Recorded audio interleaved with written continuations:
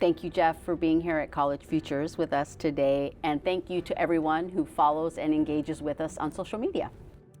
Let's get started, Jeff. Wonderful. We have this partnership that, we're supporting with you and Rivet School. And, this is really an opportunity for you to share more. I have a question. What was the problem you were trying to solve when you began Rivet? What was the aspiration there? Yeah, Rivet School, we are about 8 years into our work. Prior to this, I was a high school teacher and high school leader. And I was at a really wonderful charter high school in the East Bay, here in the Bay Area. And we were ranked as one of the best high schools in the region, in the top 1% of high schools in the country by U.S. News and World Report. Our students were Black, Latino, and first in their family to go to college. But the results they were producing academically and otherwise were astounding. The reality is, though, that as we looked at the long-term trajectory for our graduates, once they left the care of kind of our high school program and went to college, whether it be community college or a public university, they really struggled to persist and earn their degree. So less than 18% of our alumni over 6 years would earn a bachelor's degree. And that was despite being one of the best high schools in the country. And so clearly there was a disconnect happening between their experience with us at the high school level and then what they were experiencing in college. And so I became really interested and ultimately obsessed with trying to understand that problem. Yeah. And what it came down to were really two main things. The first was a problem of navigation. So in the care of a small high school with teachers that you knew and people that were looking out for you, helping guide you along the way, our students developed kind of like a sense of safety in that space. But at most colleges, traditional large institutions, it can be just really difficult to navigate large bureaucracies, deadlines, registration, Absolutely. people you don't know. And secondly, it was the type of support that students could access. At every college campus, there is a writing center and there's a guidance counselor you can go to. But that support is usually reactive, not proactive. So those places aren't tracking and monitoring the progress of any individual student and then intervening when a challenge could arise. They're waiting for the student to realize a problem's occurred. By then, usually it's too late to do anything about it. And so our students get kind of lost in the shuffle and fall through the cracks.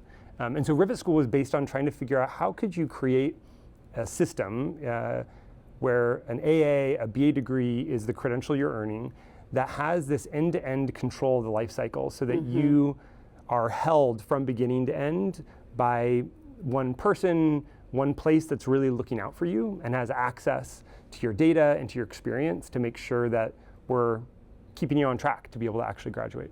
Let's talk about that more, and what was some of your design principles to use that term of art, because some institutions might say, well, we do some of that, and how do don't we do that? Or maybe even if I'm just a parent or I'm a learner myself, like, isn't that already in place? So it would be great if you could walk us through how Rivet supports learners to finish degrees faster without taking on significant debt. I see Rivet School's role as an intermediary of sorts between employers that we work with, which I'll talk about in a moment, our university partner that provides the underlying credentials that we offer, and then Rivet School, which really sees the student at the center of what we do. So we are not a university. We're a nonprofit program that is serving that role to sort of connect the dots for the learners that we're serving. And so we don't have the burden and the responsibility of owning the whole academic program. We're really able to outsource that to our university partner, which is Southern New Hampshire University, and we give them all the credit for the incredible degrees that they've created. And I'll talk for a moment about what those are, because they're really important when we think about what are the ingredients that makes this work so well. Absolutely, and that would be really helpful to hear. So Southern New Hampshire University has created a set of what are called competency-based degrees. So these are really different from the traditional BA degrees that we see at a lot of universities because they are delivered online, they are delivered through a modality that is project-based, and they are assessed directly through direct assessment or what you might call mastery-based grading. And so it really removes a lot of the traditional barriers that students encounter when you think about a summative assessment, that final being the thing that makes or breaks whether you're going to get credit for that course. It removes all of the time-bound, seat time aspects of traditional higher ed, where if you don't show up to a class and you miss it, you're going to be behind. And so that type of flexibility, just inherent in the degrees they've created, means that for the learners we're trying to serve, who we call working adults, these are folks with really busy, full lives. I think 80% of our learners have full-time jobs working 40 hours or more a week. 50% of our learners are parents themselves. And so they don't have time necessarily to carve out being at a place at a certain time. And so the university has created this really pedagogical foundation that provides a type of access and flexibility to our learners that's incredible and really a game changer.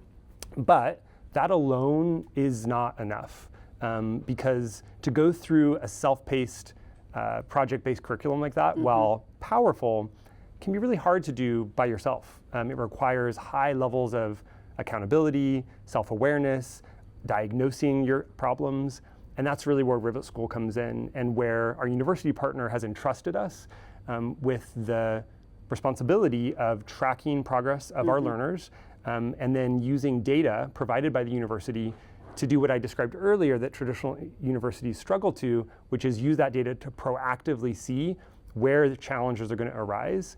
We anticipate that, and then we can jump in to support them before those challenges even occur. So one of the exciting things that we're at College Futures in particularly really interested in understanding more, you know, in our support with you and in our partnership is this element that you begin to talk about, like how do you support learners? And how do you do that in a timely way? It would be great to hear from you. What does that look like? How do you know when a student needs support?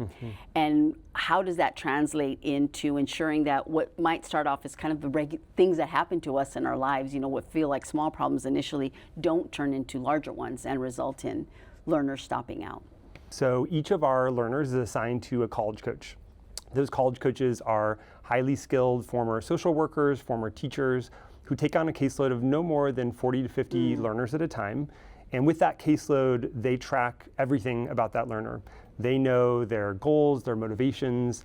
If they have kids, they know their kids' names and birthdays. They create a really strong personal and trusting relationship with each of their students. And that is necessary as a foundation so that when things get hard, they know that their coach understands them as a whole person.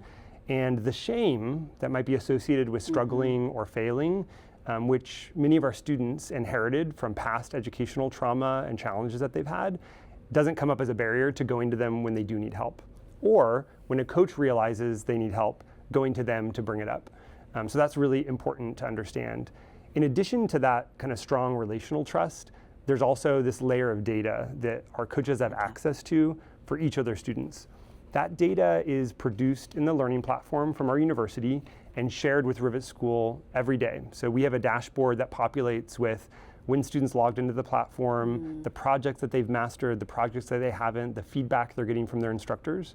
And a coach can see that in real time and use that data to track our students on making progress or are they falling behind.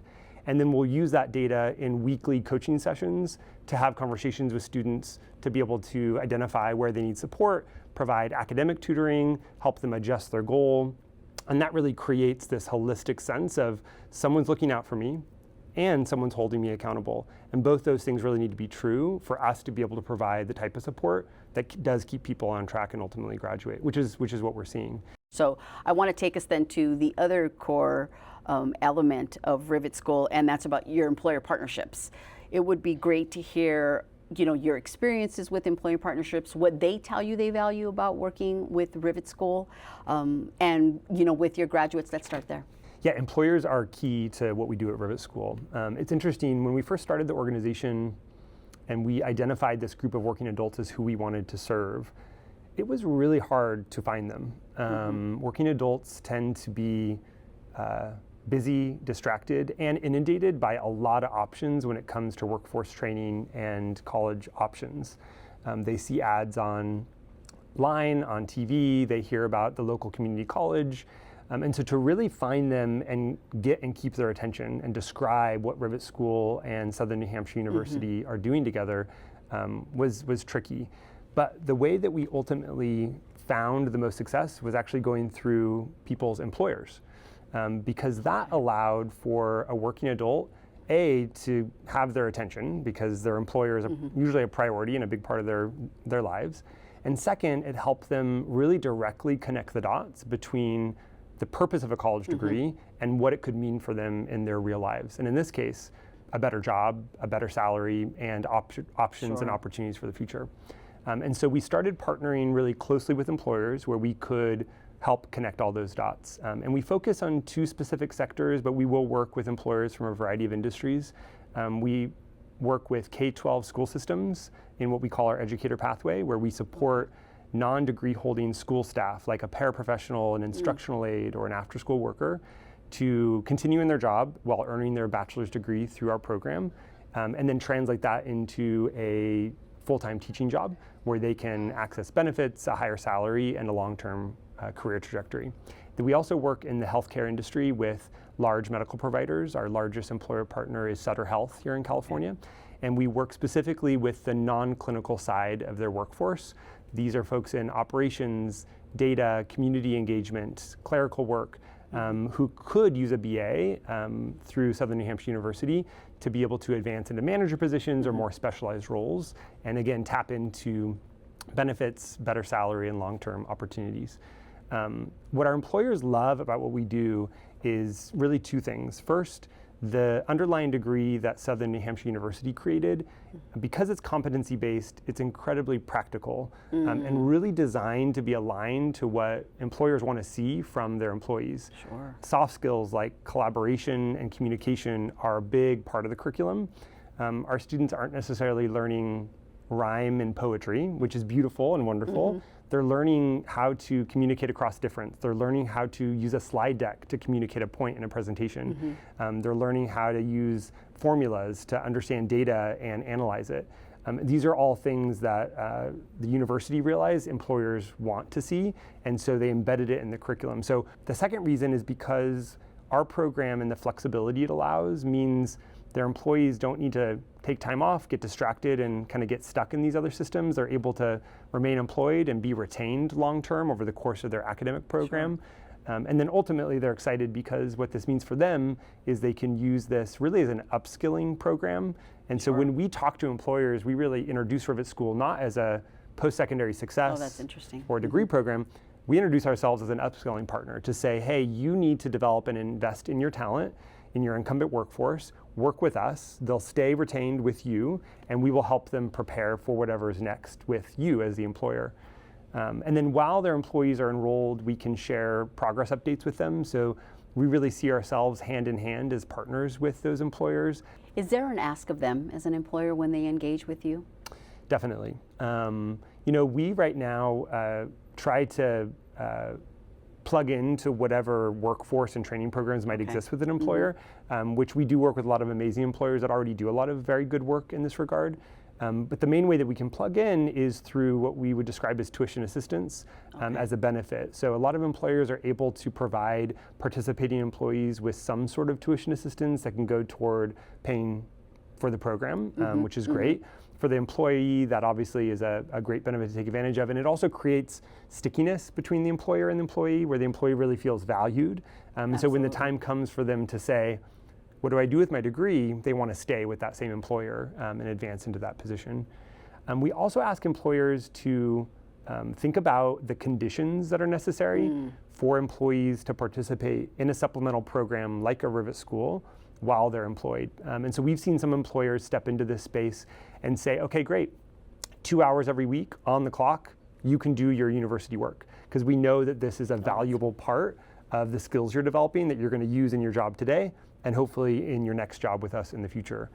We've also seen employers check in with participating employees about their university program, which is really special because when you feel like your manager or your leadership cares about you in that way and knows that you're doing this special thing, it can be incredibly motivating and again, create that sense of stickiness between their employee and employer. And if we center the learner, and the learner has a series of relationships, and to your point, right, they're workers, they're family members, they're participants, they're learners in Rivet, and it creates this community of whether it's employers, whether it's their support, the support providers, their counselors, then it actually creates, I think, of this kind of duplicative effect of a community that supports a learner, and that's what's required. So it's really great to hear you talk about this in a kind of programmatic way, but as I'm hearing you, it actually it becomes something much more holistic, much more fulsome for a learner. So that's really powerful. I want to give you an opportunity to speak to, so what are your outcomes? What are you seeing in terms of impact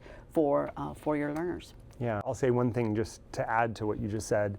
One of the kind of special manifestations that we've seen of this employer-employee relationship with our learners actually happens at graduation. So we do virtual graduations to celebrate folks who've completed the program, and we ask our learners if they want to invite anyone. And a lot of our learners invite their managers, their coworkers to come and kind of bear witness to this milestone that they've achieved.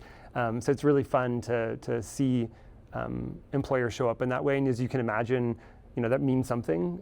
You don't often see employers show up at a graduation and watch people walk across the stage, but in this context, they're an essential part of what we're doing and what we've built, and for a lot of our learners, it's a part of their future, and so really cool to see that.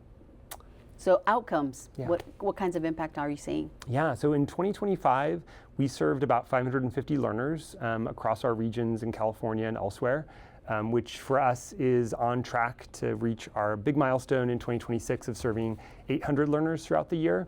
And we're really aiming for that milestone because we want to produce enough outcomes to be able to be seen as a proof point for other institutions to see what's going on over there at Rivet School. What are they doing so different where they're able to support this type of learner so well? We've also, in addition to the learners we're serving currently over the last 7 years, we've produced about 250 BA graduates. Looking at our 250 BA graduates to date, that group has earned their BA degree in median of 2.8 years, so less than 3 years to earn their BA. So they're moving at an accelerated rate, which is amazing. What that means is it lowers the actual cost to learners because they're not paying tuition year after year after year, and it lowers the opportunity cost. If it takes them a long time to earn that degree, it takes them a long time to use that degree on the marketplace. And so by bringing that time to degree down to under 3 years, people are able to use that degree much more quickly as they look for their next job. The other outcome that we look closely at is what happens 9 months after graduation in terms of their job. Are they actually converting into a better opportunity? So we survey students at that 9-month mark post-graduation to learn about the job they have, the salary, and then we use that to assess, have things improved overall in their career and life. That's great. We describe a strong job with 3 criteria. Is it a full-time job? Does it have access to benefits? And are they making $62,000 or more a year? If all 3 criteria are met, we consider that a strong job secured.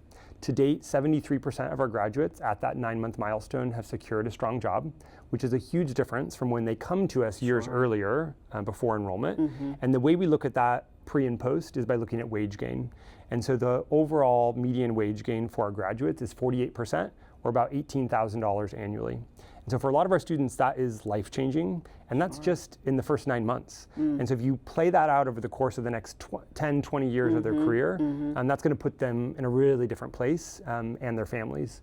And so we're excited to be tracking that. It's all very early data, but it's promising because it's showing not only are people getting their degree and at a rate that is lowering the real costs and the opportunity costs, but they're using that degree and they are finding those better opportunities and jobs, oftentimes with the same employers that sent them to us. This conversation also reminds me of the importance of philanthropy. When you are trying to build something new, you're trying to put the pieces together in new ways. And so what would you say for folks who always, have this question, what's scalable, this sort of kind of over question about, is it mean you want 100, rivets, you want a rivet in, hundreds of places? How do you answer that question? And I don't think there's a perfect answer when you're redesigning and thinking differently about putting educational experiences together for our learners, particularly for our learners who've been historically underserved. What do you answer? What's your answer to that? Yeah, it's a good question and have had to grapple with that a lot over the years because with any program that's starting to work, you can feel the pressure and the expectation to scale because why not bring it to more people? And there's a truth to that, and that may be part of our future. But I think that whenever you go down that path, you need to realize, this costs something, and what we have built is incredibly affordable to the learner. But right now, as we're figuring out and tinkering with what it really takes, it costs money, and so need to think about what role philanthropy wants to play in de-risking that for us at this point. And what I see as a really important role of giving us room to really figure out what works first, and then to decide, well, what do we want to do with it? Because one option is to scale it, and that may be part of what we want to do. We may want to go from 550 to 10,000. That's a journey that we're not on right now, but could be a part of our future.